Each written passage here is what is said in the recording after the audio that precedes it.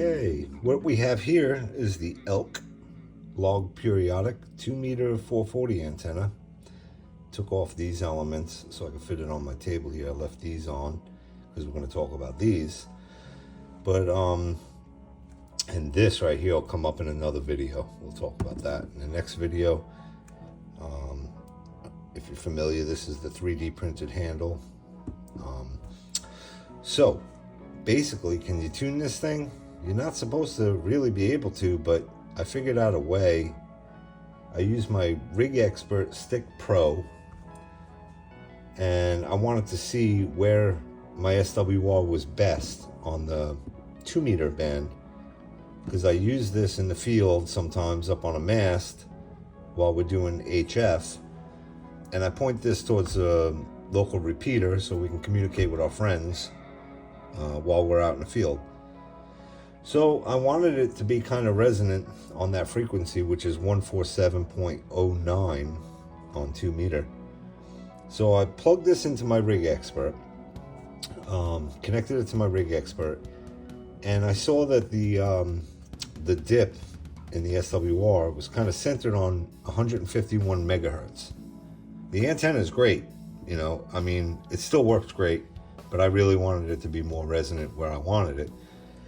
So while it was plugged in, what I did is, I was like, if it's at 151, that must mean that I need to make these longer. So how am I going to make them longer? And I didn't know which ones I would have to change. I figured I'd start with this first one by the handle, and it turned out to be that was the one I needed. What I did is I took this and I turned it 1, 2, 3. 3 little turns on each side. And my SWR dropped, and it was now resonant on 147. So I was like, wow, that's good. So I took these completely off. Let me take these off anyway now so I can show you. I took these completely off, and I was like, let me stick in a washer. It's a tiny little stainless steel washer. I put this washer in on here and screwed my elements back on, and it dropped but not down to where I wanted it. So I took another washer and put it on. Same thing, it dropped a little bit more. This is on both sides. I put these washers. Third washer is what I needed. Once I had that on there, it dropped to where I wanted it. So I checked the other bands. I checked 440, 444, I checked 462, the GMRS, I checked 467, GMRS repeaters, and this thing was great on all of those. I will post some screenshots of some of my results on those in here so you can see.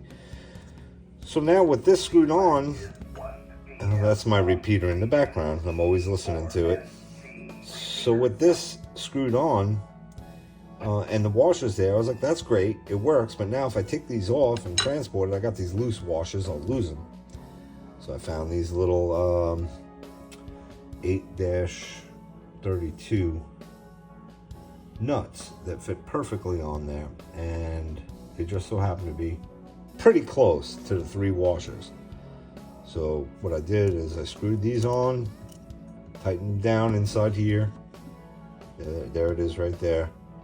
It's hard to get in there. I had to use some small needle nose to get in there tight because of this handle. Did it on both sides.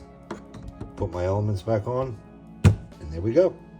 Lowered my SWR, and I'm good. And I got lucky, it was on this one. So I contacted my buddy who has the same antenna, and I said, hey, try this on yours and see. Maybe it'll make a difference. And sure enough, he did it, and same results. So his was now good also. It was good before, like I said, but now the results, as you see in the photos, much better for me anyway. Just wanted to leave you that. And like I said, this piece right here is coming in the next video.